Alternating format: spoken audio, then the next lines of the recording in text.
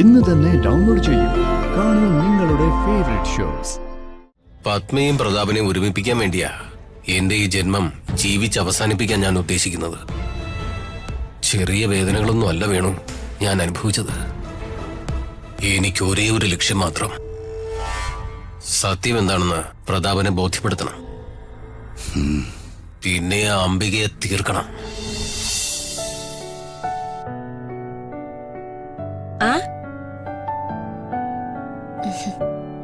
മോളിരിക്കെ, ചായ കുടിക്ക്.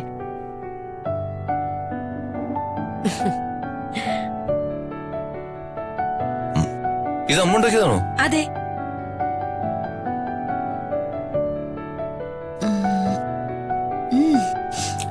Super taste ആരാധമേ. എന്റെ അമ്മയ്ക്ക് എല്ലാ പലഹാരവും ഉണ്ടാക്കാൻ അറിയാം. അത് എനിക്ക് നന്നായിട്ട് അറിയാം.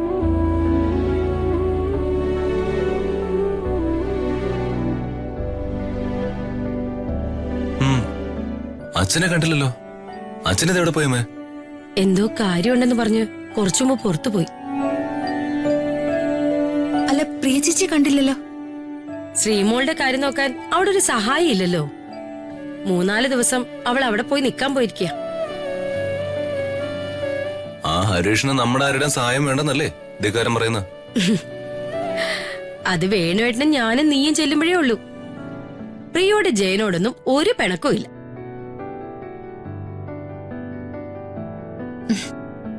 പോരാ. എടാ, മാനം തെളിഞ്ഞോ? അതിന് മഴയൊന്നും പെയ്തില്ലമ്മേ. മാനത്ത് മഴക്കാറുമില്ല.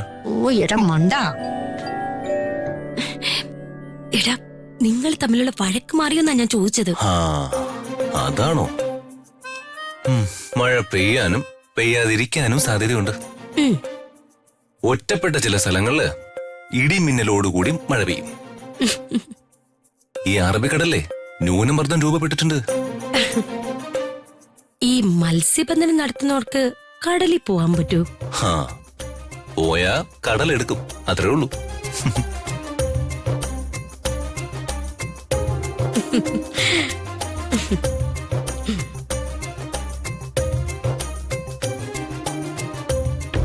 അംബിക എന്നെ വല്ലാതെ വേട്ടയാടി വേണം. ഞാൻ ഇക്കാലം അത്രയും അവളുടെ കസ്റ്റഡിയിലായിരുന്നു. നിനക്ക് എപ്പോഴെങ്കിലും രക്ഷപ്പെട്ടപ്പോ പോലീസിനെ സമീപിക്കായിരുന്നില്ലേ? അതിനൊക്കെ കുറെ ശ്രമിച്ചതാ വേണു. പക്ഷെ അവള് നമ്മൾ വിചാരിക്കുന്ന ആളൊന്നുമല്ല. പണ്ട് ബോംബെയെ കിടുകിടാ വിറപ്പിച്ച അധോലോക രാജാക്കന്മാരില്ലേ, അവരെക്കാളും ഭയങ്കരിയാ അംബിക. മിനിസ്റ്ററുടെ ചേച്ചി എന്ന പേരില് പോലീസ് ഡിപ്പാർട്ട്മെന്റിലെ ഉന്നതന്മാരുമായിട്ടാ ഇവൾക്ക് ബന്ധം. പിന്നെ വാരി എറിയാൻ സൂര്യമംഗലത്തിന്റെയും പ്രതാപന്റെയും കാശും. പിന്നെ എന്ത് വേണം അവൾക്ക്?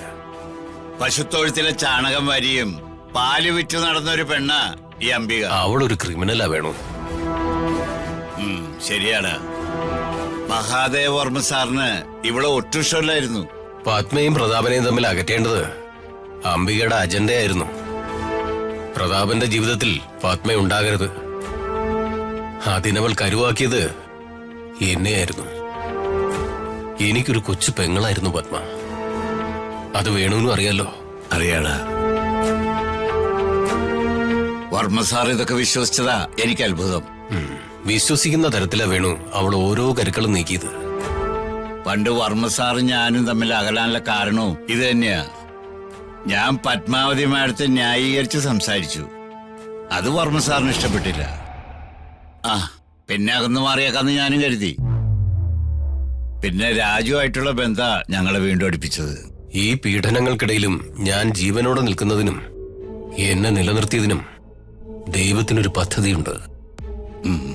എന്റെ ജീവിതം തകർന്നു, അംബിക തകർത്തു. പക്ഷെ പത്മാവതിയുടെയും പ്രതാപന്റെയും ജീവിതത്തിൽ നടന്ന യഥാർത്ഥ കാര്യങ്ങൾ എനിക്കറിയാം. അതെല്ലാം ഞാൻ പ്രതാപനോട് പറയും. പ്രതാപൻ സത്യം അറിയണം. ഇല്ലെങ്കിൽ ഞാൻ അറിയിക്കും. പത്മയും പ്രതാപനെയും ഒരുമിപ്പിക്കാൻ വേണ്ടിയാ എന്റെ ഈ ജന്മം ജീവിച്ച് അവസാനിപ്പിക്കാൻ ഞാൻ ഉദ്ദേശിക്കുന്നത്. ചെറിയ വേദനകളൊന്നും അല്ല വേണു ഞാൻ അനുഭവിച്ചത്. എനിക്ക് ഒരേ ഒരു ലക്ഷ്യം മാത്രം. സത്യം എന്താണെന്ന് പ്രതാപനെ ബോധ്യപ്പെടുത്തണം. പിന്നെ ആ അംബികയെ തീർക്കണം. അവളെ ഞാൻ കൊല്ലും. ഞാൻ തന്നെ കൊല്ലും. നിന്റെ കൂടെ എന്തിനും ഞാനുണ്ടാവും.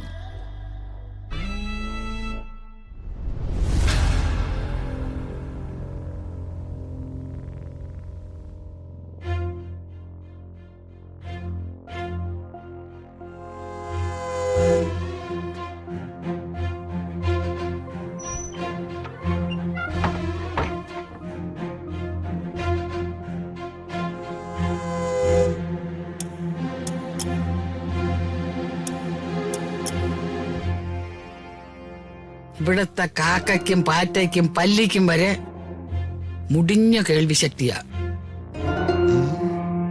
എന്തും സൂക്ഷിച്ച് കൈകാര്യം ചെയ്യണം. പാൽക്കാരി അംബികയെ ഒന്ന് വിളിച്ചു കളയാം. അവളാണല്ലോ എന്റെ മുതലാളി ഇപ്പം.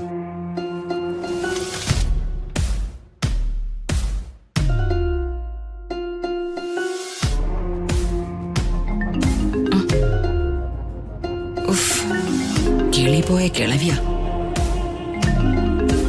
ഇവരെ കൊണ്ടിപ്പോ ചില പ്രയോജനങ്ങളൊക്കെ ഉണ്ട്. എന്തായാലും അറ്റൻഡ് ചെയ്യാം. ഹലോ മുണ്ടക്കലമ്മേ. അംബികേ, ദേ ഞാൻ എപ്പ വിളിച്ചാലും അംബിക ഫോൺ എടുക്കണം. കാരണം ഞാൻ എപ്പ അംബികയെ വിളിച്ചാലും അതിൽ അംബികയ്ക്ക് സന്തോഷിക്കാനുള്ള ഒരു കാരണം ഉണ്ടാവും. അതെനിക്കറിയാം. ഞാൻ ഈ പാരവെപ്പ്, കുതികാലി വെട്ടല്, ഒടിവെപ്പ്, കൂട്ടിയടിപ്പിക്കല് ഇതെല്ലാം നിർത്തിയിട്ട് കുറച്ചു കാലമായി. ഇപ്പൊ ഞാൻ തങ്കപ്പെട്ട അമ്മിണിയായിട്ട് ജീവിച്ചു വരികയാ. ഞാന് അംബിക ഒരാളോടുള്ള സ്നേഹം കൊണ്ട് മാത്രമാണ് വീണ്ടും പഴയ വെമ്പാല കൊച്ചമ്മിണിയായി രംഗപ്രവേശം ചെയ്യുന്നത്. വെമ്പാല കൊച്ചമ്മിണിയോ? അങ്ങനെ ഒരു പേരുണ്ടോ? അത് പണ്ട് നാട്ടുകാരെനിക്ക് ഇട്ടു തന്ന ഒരു അവാർഡാ. പണ്ട് തിരുവിതാംകൂർ മഹാരാജാവിൽ നിന്ന് പുട്ടും കടലയും പട്ടും വളയും വാങ്ങിച്ച ഒരാളാണ് എന്റെ ഒരു വലിയ അമ്മാവൻ. ആ അമ്മാവന്റെ അനന്തരവളായ എനിക്കും വേണ്ടേ ഒരു അവാർഡ്? അങ്ങനെ കിട്ടിയതാണ് ഈ വെമ്പാല കൊച്ചമ്മിണി എന്ന അവാർഡ്. ഓ, അമ്മ എന്തായാലും ഇനി കാര്യത്തിലേക്ക് വാ. വരുവാ. ഇവിടെ 2 പ്രണയ കുക്കുടങ്ങളുണ്ടല്ലോ, രാജുവും കൃതികയും. ആ പ്രണയം മുരിങ്ങക്കോലും വെണ്ടയ്ക്കയും ഇല്ലാത്ത സാമ്പാർ പോലെ കൊളകൊളാന്ന് കിടന്ന് തിളയ്ക്കാൻ തുടങ്ങിയിട്ട് കാലം കുറെ ആയല്ലോ. അതിന് ആ പ്രണയം എങ്ങനെ ഒന്ന് തിളപ്പിച്ചെടുക്കണമെന്ന രാജു കാമുകന്റെ പ്ലാൻ.